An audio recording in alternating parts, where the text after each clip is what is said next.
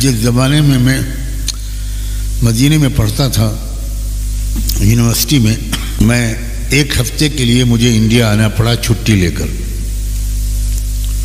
اور وہ ہفتہ میرا بہت سخت مشغول گزرا، یہاں تک کہ واپسی جو میری تھی تو مجھے اس دن بخار ہو گیا بہت تیز، اور اس وقت دلی جدہ ڈائریکٹ فلائٹس بھی اتنی نہیں تھیں جتنی آج ہیں، مجھے بہت ہی لمبے روٹ سے واپسی کی سیٹیں ملیں۔ دلی سے کراچی تک امریکن ایئر لائنس میں ٹکٹ ملا، اور کراچی سے پھر زہران یا بحرین تک کا ٹکٹ ملا، پھر وہاں سے مجھے دمام سے الخبر سے ٹیکسی سے مدینے جانا پڑا۔ بہت تھکا دینے والا سفر تھا۔ میں جب جہاز میں سوار ہوا بہت تھکا ہوا تھا، بخار تھا مجھ کو۔ میں اس ارادے کے ساتھ جہاز میں گیا کہ میں فوراً کوئی پین کلر ٹیبلٹ کھا کر اور آنکھ بند کر لوں گا۔ دلی سے کراچی تک کا وقت جو گزرے گا 2-3 گھنٹے کا، 3-3.5 گھنٹے، تو مجھے ذرا نیند آ جائے تو اچھا ہے۔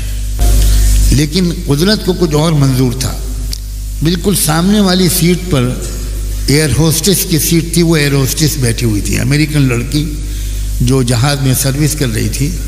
کیونکہ وہ 3 بجے رات کا وقت تھا تو اس وقت تو اس کو کوئی سروس کرنی نہیں تھی، نئے مسافروں کو 1-1 گلاس جوس پلا دیا اور اپنی سیٹ پر بیٹھ گئی۔ جب اسلام کے متعلق ہم لوگ بات کر رہے تھے تو اس امریکن ایئر ہوسٹس نے پلٹ کر میری طرف دیکھا اور کہا کہ آئی assume that you are talking about اسلام۔ میرا خیال یہ ہے کہ آپ لوگ اسلام کے بارے میں بات کر رہے ہیں۔ میں نے کہا یس۔ تو اس لڑکی نے کہا کہ sorry to intervene, can I participate in your conversation؟ معاف کیجیے گا، میں نے دخل در معقولات کی، کیا میں آپ کی بات چیت میں حصہ لے سکتی ہوں؟ میں نے کہا شیور۔ تو اس نے کہا کہ میں پچھلے 1 سال سے اسلام کو پڑھ رہی ہوں، اور میں اسلام کی بہت سی باتوں کو لائک کرتی ہوں۔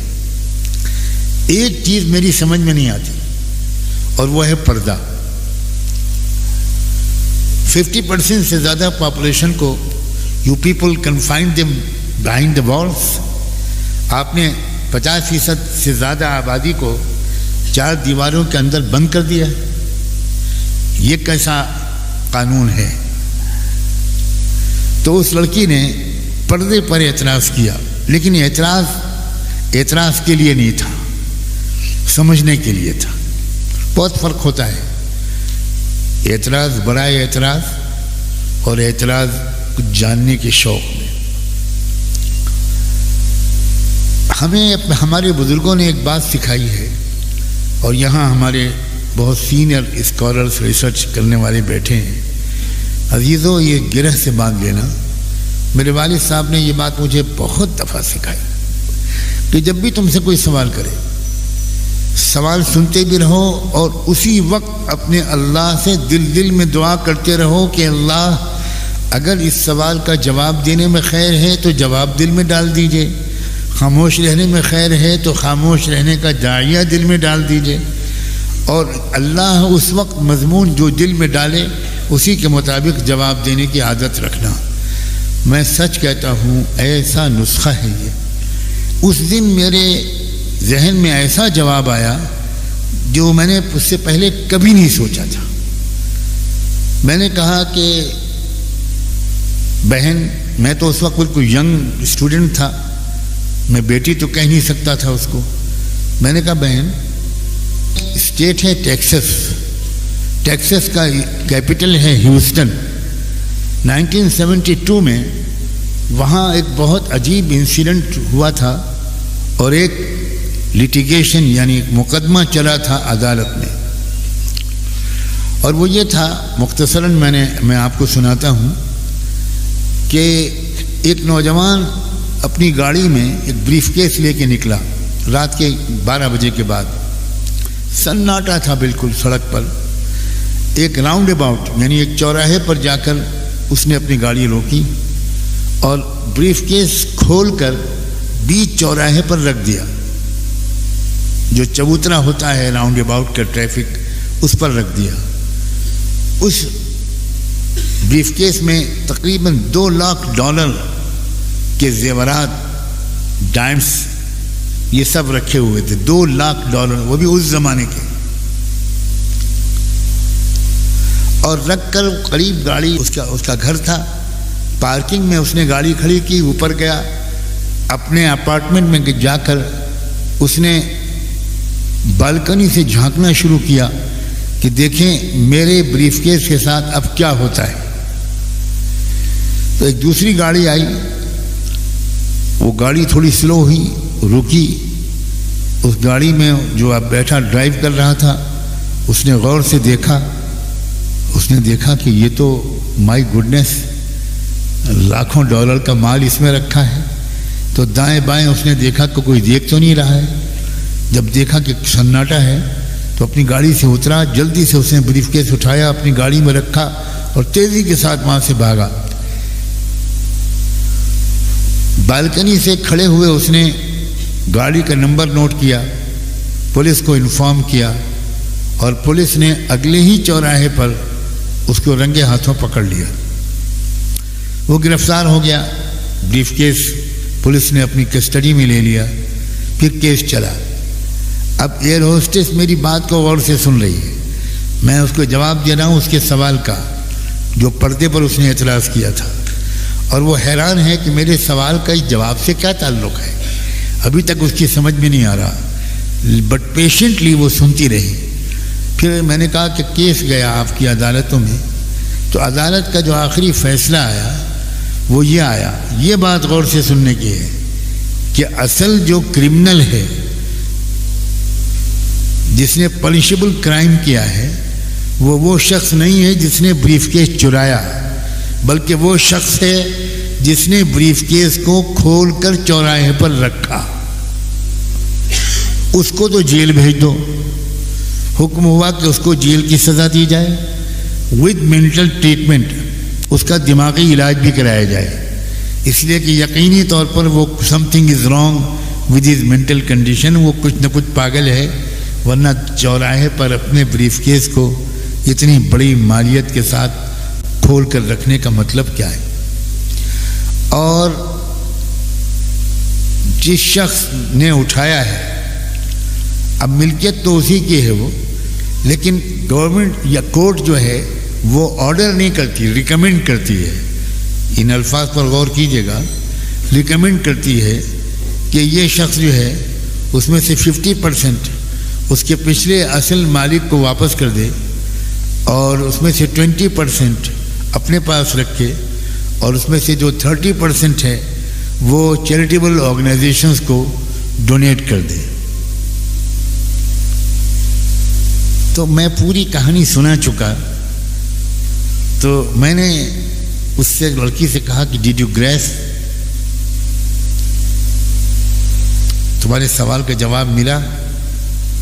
تو اس نے کہا can you explain it further please, کچھ اور آپ تھوڑا اس کو واضح کر دیجئے۔ میں نے کہا کہ دیکھو، اسلام کی نظر میں ہر لڑکی، ہر عورت کروڑوں ڈالر سے زیادہ قیمتی ہیرے جواہرات کے زیور کی مانند، اس کو غنڈوں اور باشوں کی ریچ سے دور رکھنا چاہیے۔ اب اگر کوئی لڑکی فیشنیبل لباس پہن کر باہر نکلتی ہے تو پھر جو سیٹی بجاتا ہے، امریکہ کے کورٹ کے فیصلے کے مطابق سیٹی بجانے والا کرمنل نہیں ہے، جو اس لڑکی کو چھیڑتا ہے اصل کرمنل وہ نہیں ہے، اصل کرمنل وہ لڑکی ہے جو اس کرائم کو انوائٹ کرتی ہے، جو بے پردہ نکل کر معاشرے کے خراب لوگوں کی نگاہوں کو اپنی طرف کھینچتی ہے۔ اب سمجھ میں آیا پردہ؟ یہ ہے بات سننے کی کہ جیسے ہی میں نے یہ بات کہی اس کی آنکھوں سے آنسو ٹپک پڑے، اور اس نے کہا او واٹ اے ونڈرفل فلاسفی، میں آج سے بالکل مان گئی کہ اسلامی شریعہ از دا گریٹ، پردہ سسٹم از ونڈرفل۔ اپریشیبل. یہ بات ہو ہی رہی تھی کہ اناؤنسمنٹ ہوا کہ اب کراچی لینڈ کرنے والے ہیں. تو اس نے بڑے عجیب انداز سے مجھ سے کہا کہ میرے پاس تو اور بھی سوالات ہیں اور 1-2-4 لوگوں سے اور بھی کیے تھے، مگر اس طرح کا لاجیکل آنسر مجھ کو نہیں ملا. کیسے میں آپ سے رابطہ رکھوں گا؟ میں نے کہا دیکھو میں اسٹوڈنٹ ہوں، یونیورسٹی میں پڑھتا ہوں، میرے پاس اپنا کوئی فون نہیں ہے، لیکن میرے جو چیف وارڈن ہیں ایجپشن ہیں وہ، اور ان کا لڑکا بھی امریکہ میں پڑھتا ہے، تو میں ان سے بات کروں گا. اگر مہینے میں 1 مرتبہ اگر میں بات کر سکوں گا فون پر، اس نمبر پر تم کال کرو گی میرے گیون ٹائم پر، تو اس وقت میں انشاءاللہ تمہاری کال ریسیو کروں گا. اتنی پیاری تھی وہ بچی کہ اس نے تقریباً معمول بنا کے رکھا کہ ہر مہینے میں کبھی 2 مہینے میں 1 یا 2 بار مجھے کال کرتی اور کوئی سوال کرتی. کبھی بینک انٹرسٹ کے بارے میں کوئی سوال کرتی، کبھی وہاں پر جو انداز ہے مارٹگیج کرنے کا، مکان لوگ مارٹگیج کر کے خریدتے ہیں، فریج لوگ مارٹگیج کر کے خریدتے ہیں، اس کے بارے میں مسئلہ پوچھتی. میں جو کچھ جواب دے سکتا تھا جواب دیتا رہا. تقریباً 6 مہینے گزر گئے. اس کے بعد رمضان مبارک کے ایک جمعے کو اس کا فون آیا اور اس نے کیا خوشخبری سنائی. اس نے کہا کہ میں اس وقت مسلم کمیونٹی سینٹر آف شکاگو سے کال کر رہی ہوں. ابھی تھوڑی دیر پہلے میں نے کلمہ پڑھا ہے، اسلام قبول کیا ہے اور میرا نام فاطمہ رکھا گیا ہے. یہ ہے اسلام. اسلام کو اگر سمجھا جائے، برتا جائے، گہرائی سے اس کو سمجھنے کی کوشش کی جائے، اس کو بہت ہی اچھے محبت بھرے پازیٹیو انداز سے اس کو ایکسپلین کیا جائے، تو کون دنیا کا شریف انسان ہے جو اس کو پسند نہیں کرے گا. اس وقت دنیا انتظار میں ہے کہ کوئی طبقہ اٹھے انسانوں کا ہمدرد، خیر خواہ، بہادر، حوصلہ مند،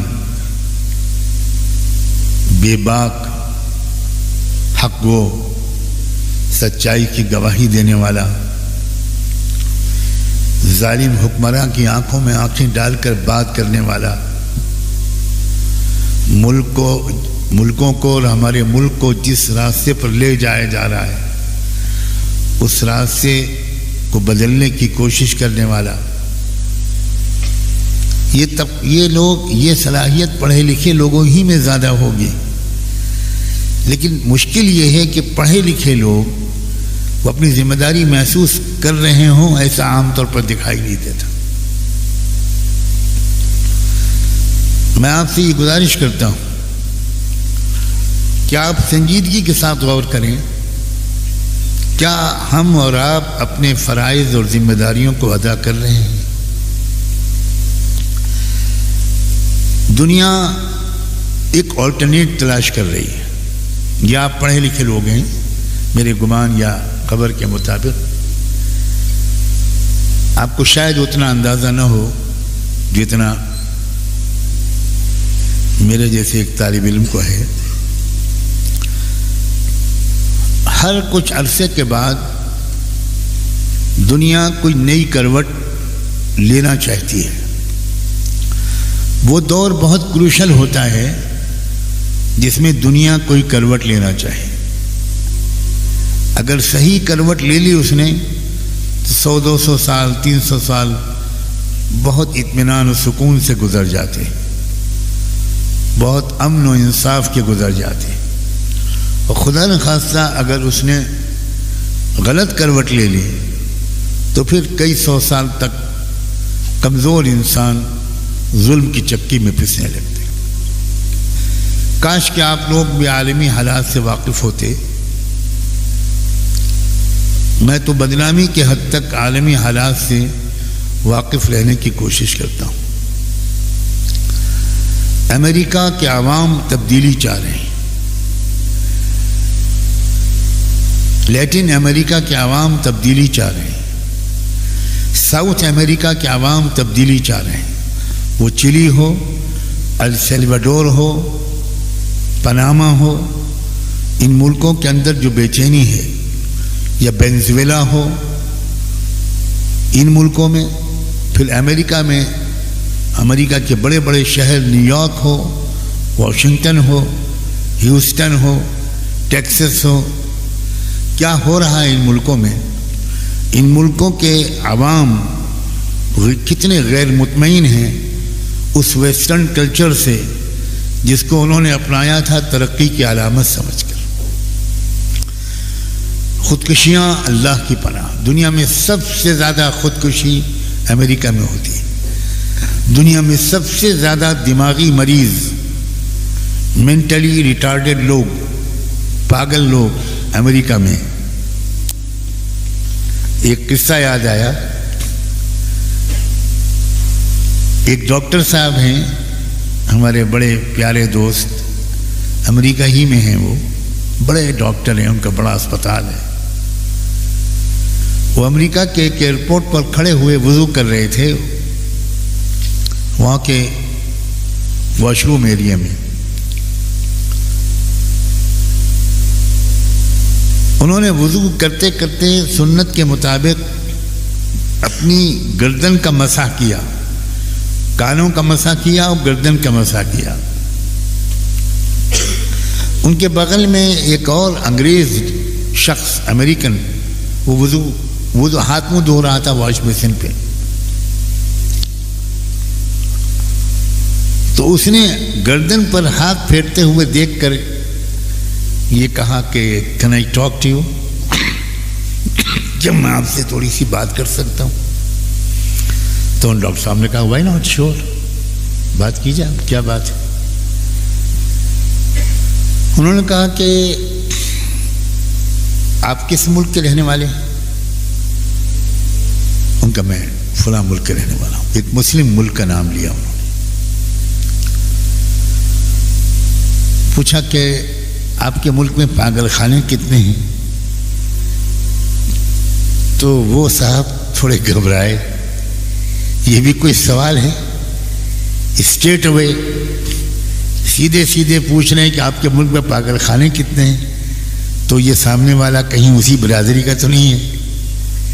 میں غلط جگہ کھڑا ہو گیا، پتہ نہیں یہ اگلا قدم کیا اٹھائے، کیا بھروسہ۔ تو ان کا سوری، میں سمجھا نہیں آپ کے سوال کا مطلب۔ ان کا نہیں، آپ بتائیے آپ کے ملک میں پاگل خانے کتنے ہیں؟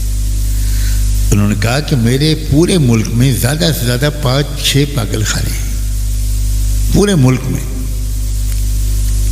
کہنے کا میں سمجھ گیا، آپ کے ملک میں پاگل خانوں کی ضرورت پڑ ہی نہیں سکتی زیادہ۔ پھر اس نے کہا کہ میں دماغی امراض کا اسپیشلسٹ ہوں، اگر دن میں 3 مرتبہ کوئی شخص اپنے ہاتھ کو گیلا کر کے گردن پر پھیرے گا وہ کبھی دماغی مریض نہیں ہو سکتا۔ اور میں نے دیکھا کہ آپ نے گردن پر ہاتھ پھیرے۔ تو انہوں نے کہا کہ یہ تو ہمارے رسول صلی اللہ علیہ وسلم نے ہم کو دن میں 5 مرتبہ کم سے کم وضو کرنے کو بتایا ہے، ہم اس طرح گردن پر ہاتھ پھیرتے ہیں۔ اس نے کہا کہ آپ بڑے خوش قسمت ہیں، ہمارے یہاں تو ایک شہر میں 70 پاگل خانے ہیں، اور وہ بھی کم پڑ رہے ہیں۔ ڈالر امریکنوں کے پاس زیادہ ہیں، پیسہ ان کے پاس زیادہ ہے، لیکن دل کا سکون نہیں ہے، دل کا قرار و اطمینان نہیں ہے، روزی میں برکت نہیں ہے، دماغی ٹینشن میں مبتلا رہتے ہیں۔ چھوٹا لڑکے گن لے کر اسکول میں گھستے ہیں، اپنے ہی اسکول میں، اور وہ اس کلاس کے بچوں کو گولی مار دیتے ہیں، ٹیچر کو گولی مار دیتے ہیں۔ ہر سال میں 1-2 واقعات ایسے وہاں پیش آتے ہیں۔